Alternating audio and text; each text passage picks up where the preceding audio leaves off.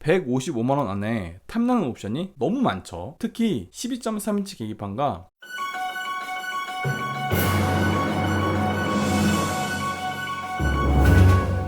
안녕하세요. 가격표본 얘기 차파고입니다. 2부에서는 차파고가 제안하는 최상의 가성비 조합에 대해 설명드리겠습니다. 가장 저렴하게 구매하고 싶으신 분들은 럭셔리에 컨비니언스 추가하셔가지고 3,825만원에 구매하시는 걸 추천드립니다. 렉스턴의 럭셔리 등급은 기본 등급이긴 하지만 옵션의 구성만큼은 매우 알차게 되어 있습니다. 대충 훑어만 봐도 풀 LED 헤드램프에 전자석 열선 시트, 앞좌석 통풍 시트, 가죽 열선 스티어링, 지능형 안전 기술인 전방 충돌 방지 보조 기능과 차로 이탈 방지 보조 기능이 기본으로 적용되어 있습니다. 거기에 스마트폰 미러링이 가능한 8인치 액정까지 들어가 있으니 따로 내비게이션 넣을 필요도 없죠. 그리고 럭셔리에서 고를 수 있는 옵션이 많이 있지만 다 필요 없고 컨비니언스 패키지를 꼭 추천드리는 이유는 동승석 파워 시트나 워크인 디바이스야 뭐 없어도 그만이긴 하지만 스마트 테일게이트는 렉스턴 같이 차고 높은 차를 타신다면 꼭 있어야 할 옵션이긴 합니다. 거기에 인조 가죽 시트도 천연 가죽으로 전부 바꿔주니까 130만원이 조금 비싼 감이 있긴 해도 넣어주시는 게 맞아요. 1번 조합이 2번 조합에 비해 부족한 게 있는데요. 12.3인치 LCD 계기판 없습니다. 하지만 언제부터 우리에게 LCD 계기판이라는 게 필수이긴 했나요? 그죠? 이거 필수 아니죠. 기능적으로도 딱히 일반 계기판에 비해 하는 게 없기 때문에 굳이 LCD 계기판 목맬 필요 없습니다. 사각지대 경고장치 없습니다. 하지만 렉스턴 같은 차를 타시는 분들 중엔 초보 운전이신 분은 거의 없잖아요. 그렇기 때문에 사이드 미러에 광각미러 달아주면 사각지대 다 보이기 때문에 사각지대 경고장치 없어도 됩니다. 인포콘 내비게이션 없는데요. 하지만 인포콘 내비라고 해봤자 지금의 스마트 미러링 내비보다 겨우 1인치 클 뿐입니다. 현대 기아차처럼 12.3인치로 확 늘어나는 게 아니기 때문에 굳이 달 필요 없고요. 스마트 크루즈 컨트롤 없습니다. 하지만 이미 기본적인 방식의 크루즈 컨트롤은 있기 때문에 굳이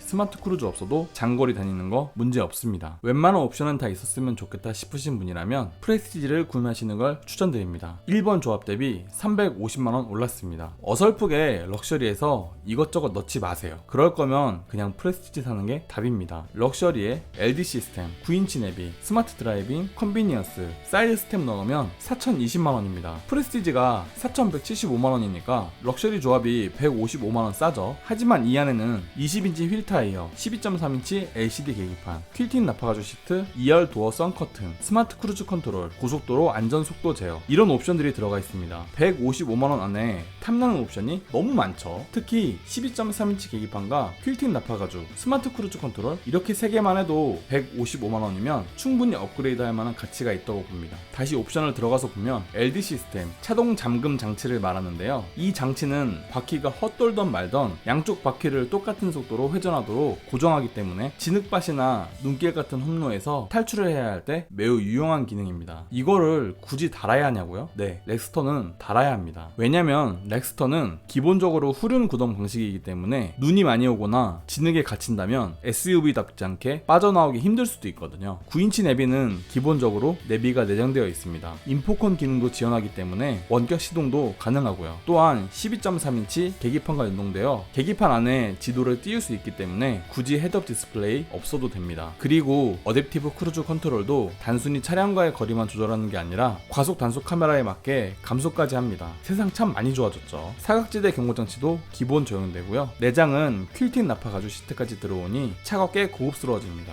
2번 조합이 3번 조합에 비해 부족한 게 있는데요. 3D 서라운드 뷰 모니터 없습니다. 하지만 서라운드 뷰가 그리 드라마틱하게 주차하는데 편한 옵션만은 아닙니다. 어차피 카메라 왜곡이 있어서 오히려 헷갈리기 쉽고요. 그렇기 때문에 이건 없어도 됩니다. 운전석 메모리 시트 없는데요. 하지만 이 차를 뭐 와이프랑 나눠가면 운전하시겠습니까? 그럴 일이 없죠. 아빠 혼자 운전할 일이 많은 차량이기 때문에 굳이 메모리 시트 기능 안 넣어도 됩니다. 2열 터치 센싱 도어 핸들 없습니다. 이거 이름이 이쁘긴 하지만 그냥 쉽게 말해서 뒷좌석 문으로도 문 잠금이 해제된다는 거거든요. 별거 아니죠. 네, 없어도 됩니다. 인테리어 패키지 없습니다. 하지만 가죽 컬러 바꿔주는데 50만원? 아, 이거는 좀 아니죠. 스웨이드가 들어오는 것도 아니기 때문에 굳이 이 옵션 넣을 필요 없습니다. 풀옵션에 가까운 조합은 없을까 싶으신 분이라면 프레스티지의 3D 서라운드 뷰 모니터, 하이 컴포트 인테리어 패키지 추가하셔가지고 4,385만원에 구매하시는 걸 추천드립니다. 이번 조합 대비 210만원 올랐습니다. 렉스턴 같은 차의 서라운드 뷰 모니터는 주차하려고 쓰는 게 아닙니다. 오프로드 주행 시 앞뒤 좌우 상황이 어떤지 보려고 쓰는 거예요. 사이드미러와 후방 카메라만으로는 차량의 주변이 파악이 안 되니 오프로드를 다니면서 캠핑을 좀 많이 하겠다 싶으신 분이라면 이건 꼭 넣으시고요. 하이 컴포트는 운전석 메모리 때문에 다는 게 아닙니다. 운전석 이지 액세스 기능이 운전자가 타고 내리기 편하게 해주기 때문에 넣는 기능입니다. 2열 터치 센싱 도어도 2열 좌석에 아이 태우시는 분들이 좋아하는 기능입니다. 왜냐하면 굳이 1열까지 가서 문 잠금 해제할 필요가 없으니까요. 이거는 현대 기아가 빨리 배워와야 할 옵션입니다. 인테리어 패키지를 넣으면 시트 컬러를 브라운이나 베이지로 바꿀 수 있는데요. 특히 브라운 컬러 시트를 선택하면 헤드라이닝의 마감재를 블랙 헤드라이닝으로 바꿀 수 있습니다. 이게 실제로 보면 실내 차분해 보이고 좋더라고요. 3번 조합이 4번 조합에 비해 부족한 게 있는데요. 사륜구동 시스템 없습니다. 그런데 우리나라 산간지대나 험한 오프로드 다니실 거 아니라면 굳이 사륜구동 달 필요 없습니다. 블랙 인테리어 없는데요. 하지만 렉스턴이 뭐 블랙 컬러 된다고 해서 X5 같은 멋있는 차가 되는 게 아니죠. 인피니티 사운드 시스템 없습니다. 하지만 렉스턴 음악 들으려고 타는 차가 아닙니다. 본질에 충실하려면 이런 기능은 없어도 돼요. 전동 사이드 스텝 없습니다. 하지만 지금도 이미 사이드 스텝 있죠. 타고 내릴 때 밟고 올라가는 건 똑같은데 굳이 이거를 넣고 빼가면서 탈 필요 있을까요? 정답은 네, 없습니다. 풀옵션은 얼마일까요? 더 블랙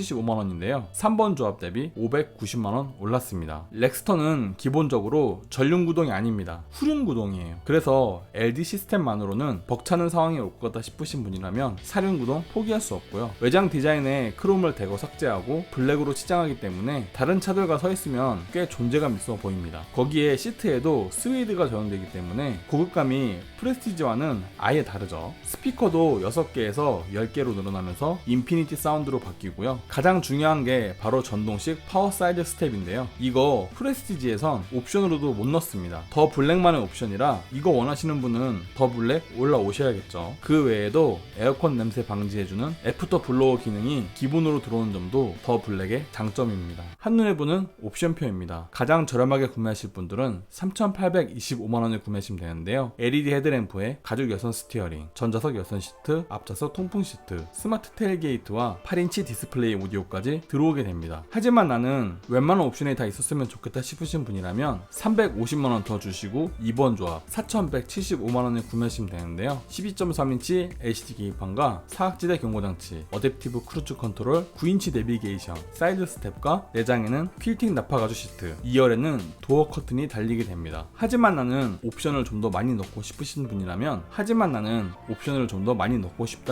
분이라면 210만원 더 주시고 3번 조합 4,385만원에 구매하시면 되는데요. 서라운드 뷰 모니터에 운전석 메모리 시스템, 실내 가죽은 브라운이나 베이지를 고를 수 있습니다. 그런 거 모르겠고 그냥 나는 풀옵션으로 사야겠다 싶으신 분이라면 590만원 더 주고 4번 조합 4,975만원에 구매하시면 되는데요. 사륜구동 시스템에 더 블랙 디자인 패키지, 인피니티 사운드 시스템, 전동식 사이드 스텝이 추가됩니다. 저는 개인적으로 2번 조합 정도까지 추천드립니다. 물론 3번 조합에 서라운드 뷰가 마음에 걸리긴 하지만 굳이 210만원 더 줘가면서 저기까지 가야 되나 싶거든요. 경쟁차 좀 비교해보겠습니다. 렉스턴은 확실히 소렌토보다 큰 차인 건 맞습니다. 하지만 펠리세이드보다는 생각보다 좀 작은 편인데요. 펠리세이드가 길이는 130mm, 폭은 15mm, 휠베이스도 30mm 더 큽니다. 가족이 편하게 타고 다닐 도시명 SUV를 고르신다면 역시 펠리세이드 쪽으로 기울게 될 수밖에 없는 거죠. 그에 비해 소렌토는 길이는 40mm, 폭은 60mm, 휠베이스는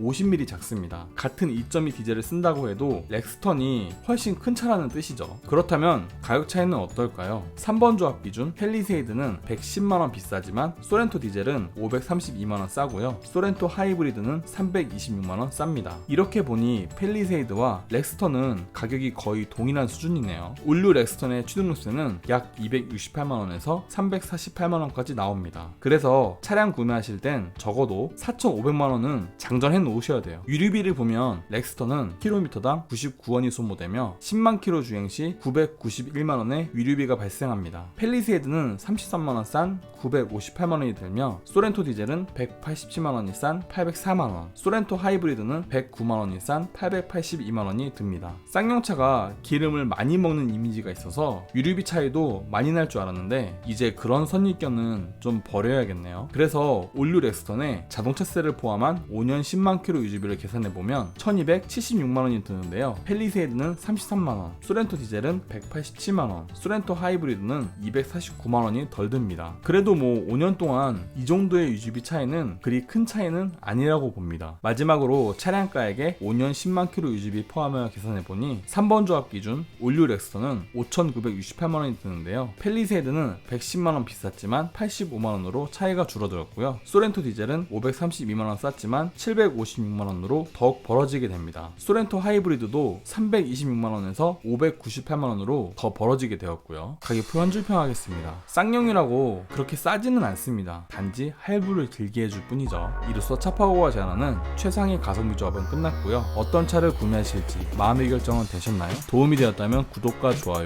도움이 되지 않았다면 싫어요를 꼭 눌러주세요. 감사합니다.